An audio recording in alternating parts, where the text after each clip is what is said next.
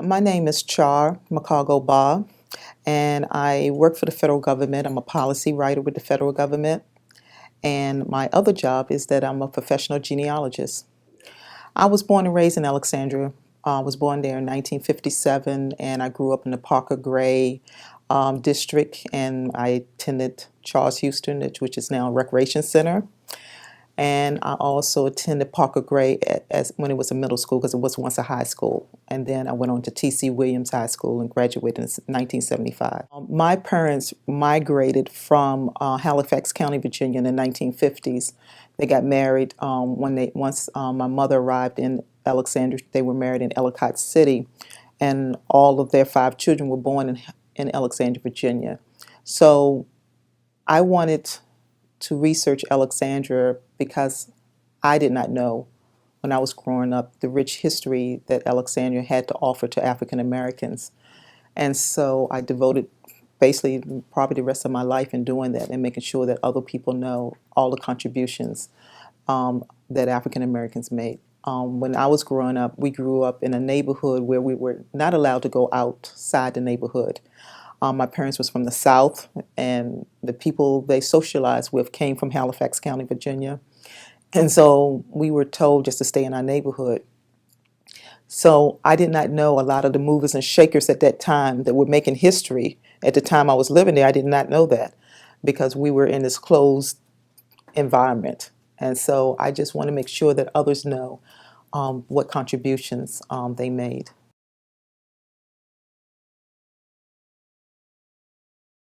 Yes, I'm away from home about 13 hours a day on my day job, where I work in the federal government as a policy writer. And then when I get home, I eat and I go into my genie role. And then I get every other Friday off from work. I do that's my genie stuff, and on the weekends that's my genie stuff. So I am 2 full-time jobs. So my husband has to he has to mark my calendar when he needs to see me. And that's how we work that out.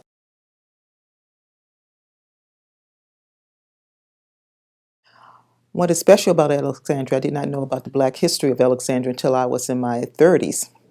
When I grew up, I was coming in elementary school, it was segregated, and my African American teachers did not tell us about the Black history in Alexandria. I learned that when I was 30 years old, taking a walking tour of Alexandria, and I was on the sidewalk screaming, "Oh my God, why didn't they tell me this? Why didn't they tell me this?" And then I was told probably the teachers did not know themselves. So I find it special in finding out all of this good stuff in my, I won't say my twilight years, but my middle of my twilight years, finding all of this information.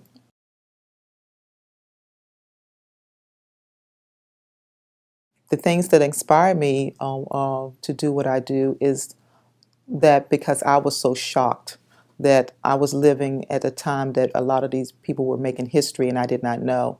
I became very close to Mr. Ferdinand Day, and he's about 95 years old now, and I wrote about him in a book that I published, co-authored last year, and he was so concerned about his passing, and he said, Char, I really want to know, I really want people to know after I'm gone what all the contributions that the African Americans made. And I'm afraid that once I'm gone, it will be forgotten. And I promised him, I said, Mr. Day, as long as I'm kicking, and I hope I live as long as you, I will make sure that people would know the contributions that people made.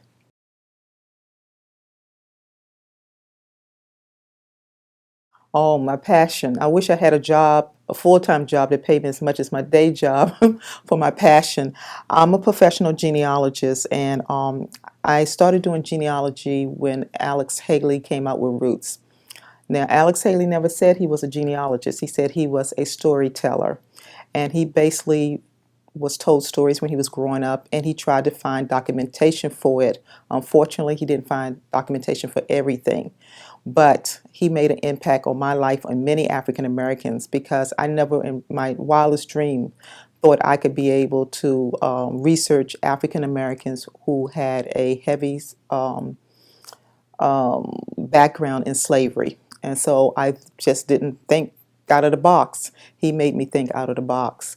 And so what happened is that I was in college at the time when his book came out, and I remember taking it to the bathroom and reading it because I was working part-time, and my supervisor came into the bathroom and hollered my name, and I jumped and the book went into the toilet, and I said, oh my God.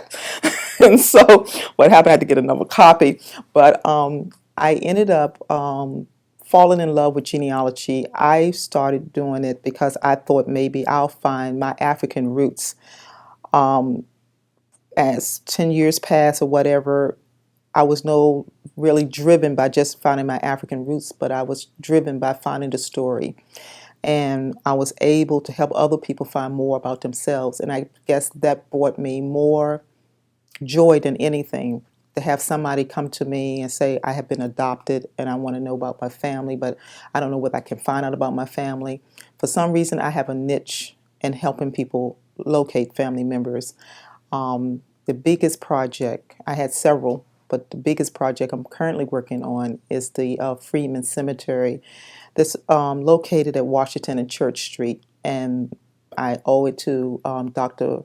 Pam Cressy, who was the director of archaeology, now retired, and asking me to work on this project. And it has been, it has really been a pleasure for me to do so. It's a lot of work though, but I've been able to find descendants of a Civil War cemetery. And each time I locate a descendant and I tell them that their family come from that, to see the joy on their face, to see like, oh my God, I did not know this. They lived in Alexandria, grew up in Alexandria, and did not know they had people that came to Alexandria during the Civil War, who actually buried some of their people at that cemetery. Some of them did not know they came from freed African Americans, and they thought their people were always slaves. And many of them were families who were here in Alexandria, who actually were here in the 1700s. I mean, I told them, you're just as old as George Washington. So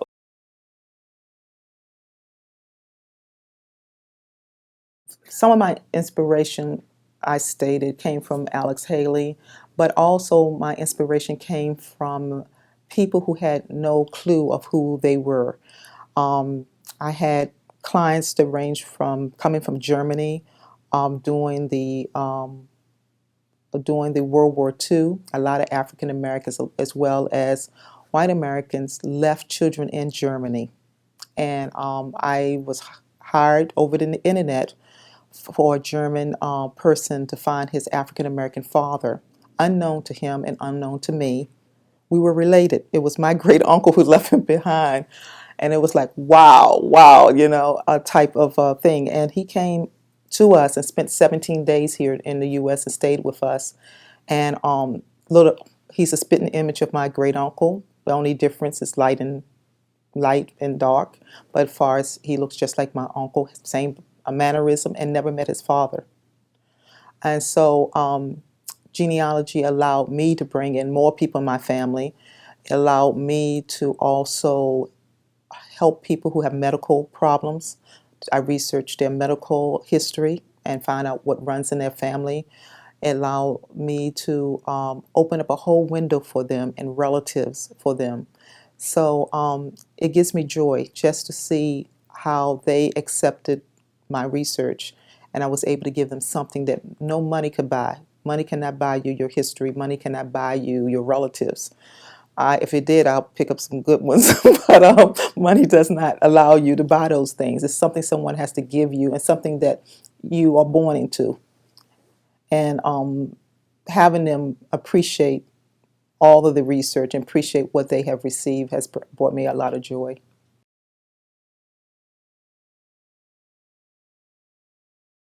Genealogy is a challenge in itself. Sometimes you do not have the records in place. Adoptions for many are restricted records you cannot get into. So it has a lot of challenges in genealogy, but those challenges make it so interesting and so intriguing. It's just like working out a mystery. And so you can overcome those challenges. And even if you have to take somebody out for lunch, and hopefully they leave the record for you to look at, or whatever you have to do, you do what you have to do. And so, but it's all full of challenges because it's more and more restrictions that are being placed on records that we can use because of privacy, because of security. So it gets a little bit more challenging. But if you've been doing it long enough, you find your way of finding those loopholes that you have to use to be able to do what you have to do.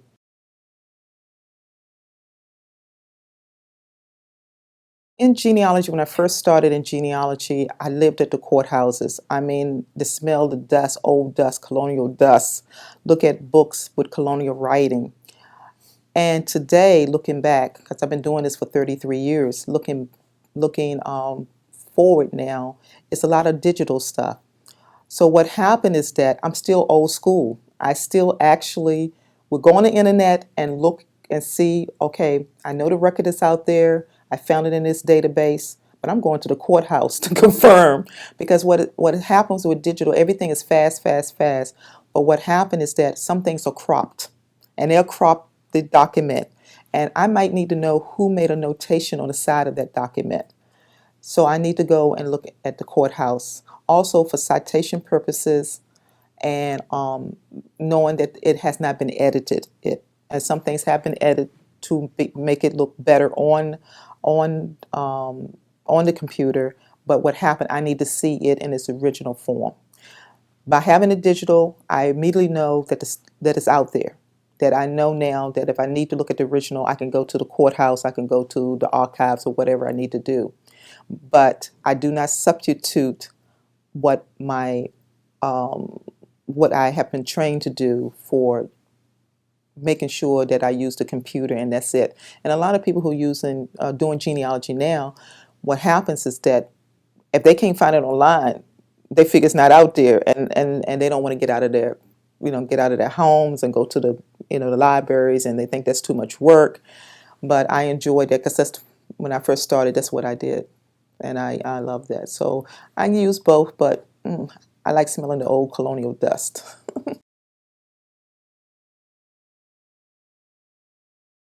I put on a lot of genealogical workshops. This week I will be at the Holocaust Museum lecturing. I do go to government agencies, libraries, museums, conferences, and I was giving genealogical workshops every quarter at the Black History Museum in Alexandria, Virginia. Due to the book being co-authored in the book that we did on Alexandria prominent African Americans in the 20th century, it ate up a lot of our time. And still working full time and retiring in October or sometime later retiring later in the year, then I will be able to go back to putting on those workshops. But the workshops are interesting. You have people come in, and some people think they're not beginners. So they'll say, no, I'm advanced because I inherited this genealogy from my aunt, but nothing has been documented. They don't know what a census looked like, but they got this information from their aunt. And so what happened is that they want to go to the advanced classes. And then after we started talking, they realized, I think I better go to the beginner's class because you can inherit anything, but if you're going to write about it, you have to document it. And you have to feel comfortable with the information that it is accurate. And it could be accurate, but you might not be able to find a documentation for it because we know we have legal documents, and then we know we have things that happened that never made it to a document. For instance, in my family, back to a period of time, we have bootleggers. Unless they got arrested, you're not going to find a documentation for it. So you might have something like that.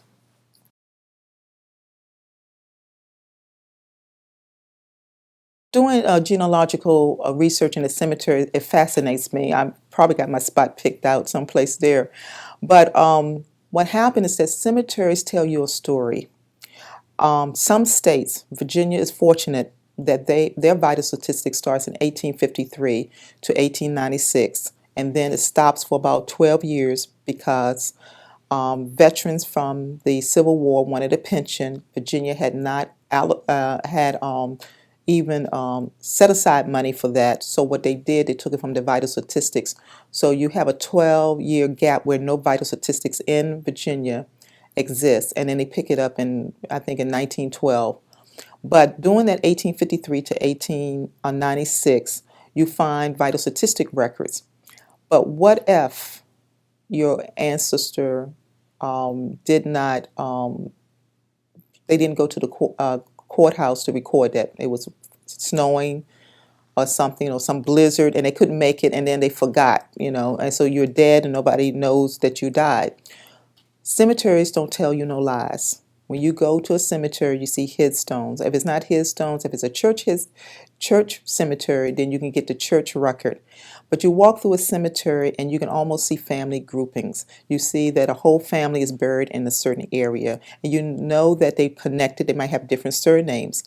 You can research things like that. You can see that a family, or see a group of headstones together. You assume they're family, but you're not too sure they are, because the surnames are different. You can look for marriage license if they were married. You can look for happen to be death records or other vital statistics, census records to see whether they're in the same household at the time they died. And you can get to know the people better by just walking through a cemetery and seeing how their graves are set up. Whether they had money, they're usually going to have a headstone. No money, maybe not a headstone. And so you can tell a lot about a person and the way they were buried, and how they want to be connected, whether the husband and the wife are buried in the same grave, whether a small child is buried in the grave with their mother because the child died, or they died together due to some kind of epidemic that was going on during that time. I'm working on the Freedman Cemetery. They have no headstones. No headstones were there. The interesting thing about it is that the person who buried him there was Gladwin, and he wrote it in a journal of all the people he buried. And so we have the names of the people who were buried there, and I'm able to take those names and look at the early people in Alexandria and trace them all the way to the present. So I'm doing genealogy in a reverse manner. You usually take yourself and work backwards. In this case, I'm taking the name of a person who's buried and working forward, and then I'm locating descendants. And so far, as of yesterday, I have found 150 people who are buried there. I have found their descendants. It's between 17 to 1800 that are buried there. So I got a message to God that I must stick around at least until I'm 90. Otherwise, I'm never going to finish finding my deceased people. So the research in cemeteries, people get a little spooky and don't like cemeteries. And usually when I go visit Halifax County, where my parents are born, my mom stays in the car. So I know you're going to stop at the cemetery. I'm going to stay in the car.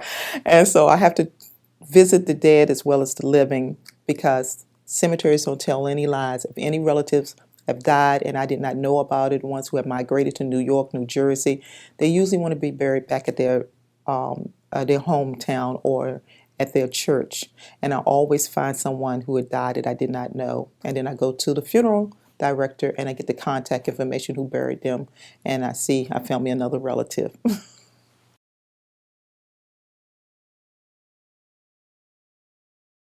In my whole career in genealogy, I go to cemeteries, even if I don't have any folks buried there. I got to just go peep a little bit and see. And I, all my relatives, I have over 600 something death certificates on my family. And when I go to Halifax, I can tell you that this particular surname I'm related to. I can tell you what church they attended, and I can tell you the cemetery they're buried in. And when I'm down in Halifax County, I visit the living and the dead in each cemetery, in each church that they attended. It is like detective work, but it's so rewarding, and so I just can't tell you. I just feel like I'm on cloud nine. So when I do finish my work here on Earth, if you see somebody running through the cemetery, that's me. Okay.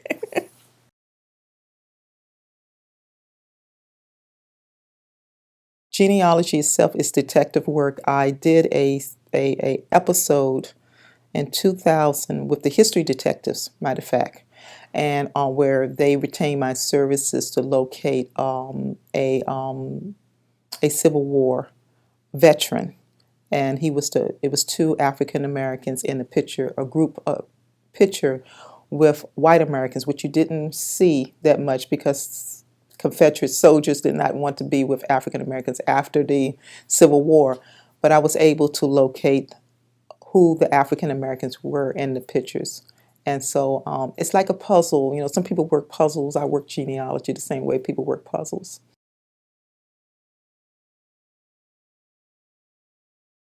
Yes, I set up a website for Alexandria. I had started writing when I was volunteering at the Alexandria Black History Museum.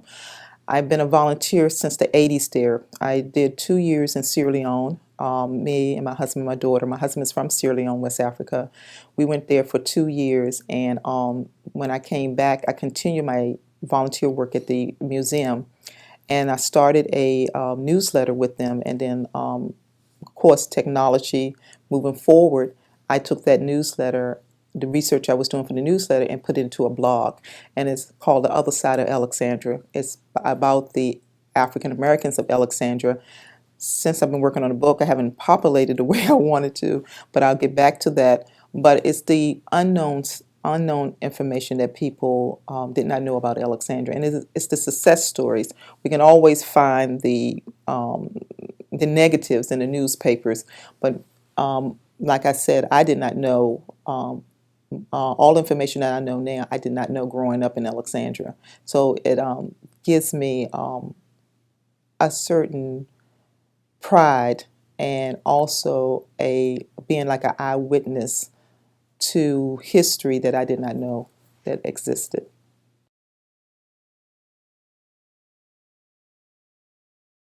I'm thinking, I think kids who are growing up, like especially if you are in high school growing up, how do you pull them into doing history? I think on your mind is constantly getting a job, doing a career that you know is going to pay. So of course, technology is still at the top, or going into medicine or some type of science because that will pay you the salary you need. Um, Most people I'm finding out have dual careers, like myself. I worked as a policy writer. My undergrad is in liberal arts. I have urban studies and African American studies, and I end up being a policy writer, so you figure. But what happened is that I think we all have another side to us, and that's our passion. And getting children involved in history, we have to make it living and make history living. History about yourself. Your mother's still living. Do you know anything about your mother? Do you know anything about your father? Where did your folks come from? Don't you know you got cousins out there? Where do they live? And so some people, they have lost their parents young and they never thought they could do anything. And genealogy opens up all those doors. It takes you places that you've never been. It tells you things that you never known about. And it gives you a sense of purpose in life and a sense of who you are. And you can't get it in no other place unless you research and know yourself very, very well. So I think if you can look at history as I'm researching myself, I'm knowing about myself, I think then you can get people to be more interested in it.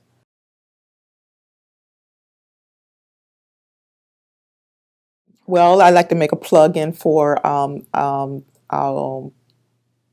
the book that I co-authored last year, and we have 63 African Americans that we featured in our book, and the book is a just a taste of some of the genealogy because I did the genealogy on everyone that was in that book, and common people who did not make it to national fame.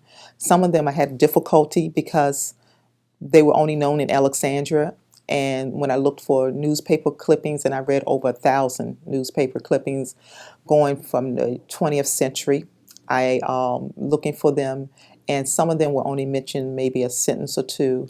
But still, I was able to flesh out a lot of their history by doing the census work, vital statistics, and those people were extraordinary because many of them were plain people who stood up and say, we need to do something to make our lives better and make the people's lives better. We need to open education up for everybody. We need to uh, make sure that African Americans are going to school with the main population. We have to make sure that one of the figures in our book he organized a bus tour from Alexandria with 200 people on the bus to go to March on Washington, and his name was Terrell. He was an NWAC person. He also sold insurance. He had his own life insurance company, and when some African Americans couldn't get a loan from the bank because it was much more difficult then than it is today, he loaned them money. He gave them a loan and they would pay him back. One particular man is still living, he's 80 something years old.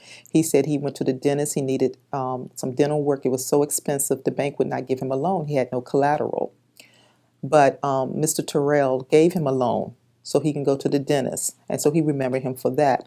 We have some people who, if they didn't do the one thing they did in life, nobody will remember them. They did not have any children. This particular man, his name was Fortune. And Mr. Fortune was a janitor. He had children. He had a grandchild that's still living. But he was a plain man. He went to church. He was a janitor at Parker Gray High School when it was segregated. It was a high school.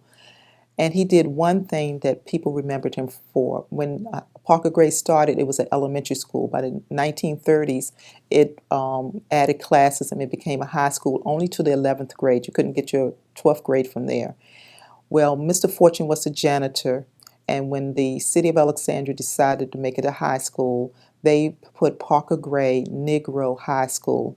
Well, Mr. Fortune did not want the students to be stigmatized by the word Negro, to look back at their school as a Negro school. So he put his job on the line, took a ladder, stood up on the ladder, and painted out the word Negro. And so in history, it would be Parker Gray High School.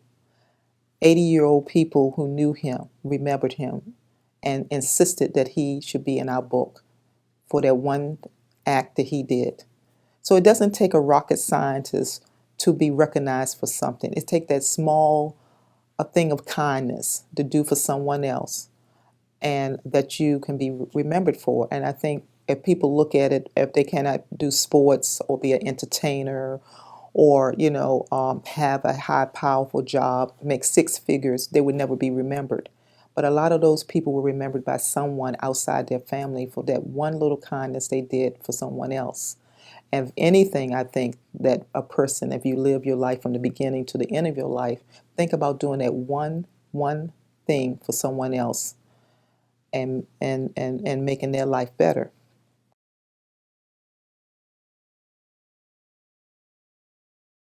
I think in life, I think when you are born into this world, I think you should leave something positive behind.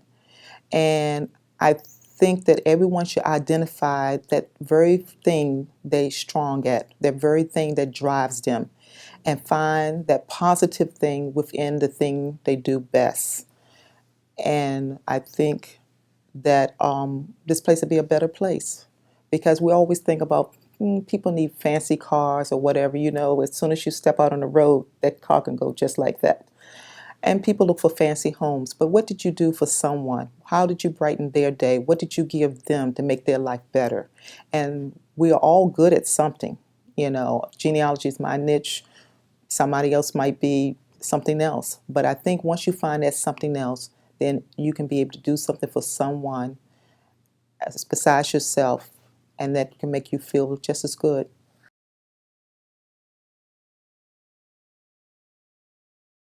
How do I feel being part of the Living Legend is that it recognized the work that I have put into Alexandria and recognize the rich history and the colorful history that adds on to the colonial history that is here in Alexandria.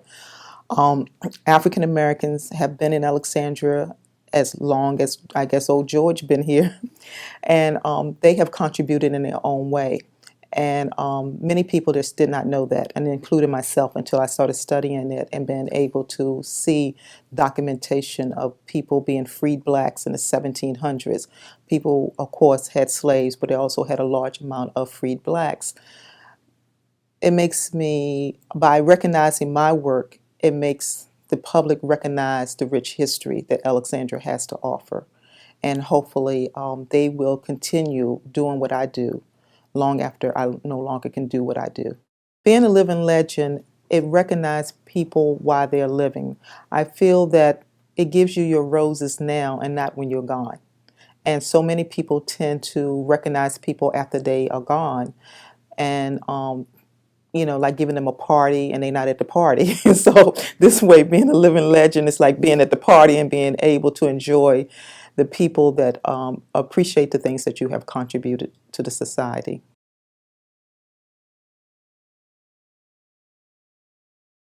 I like to be remembered in that I was able to give someone something about themselves that nobody else could do. I found out in genealogy that I'm able to do some things that are unique from other genealogists. I have a strong passion. Once I'm given a case, I work on it. I work on it until I solve it. I don't ever think of it that I'm not able to do it. I just figure I got to find out a way to do it. And so I want to be remembered that I gave someone something that no money possible could have been able to purchase it, and that I will leave them smiling, that they know more about themselves today than they did yesterday.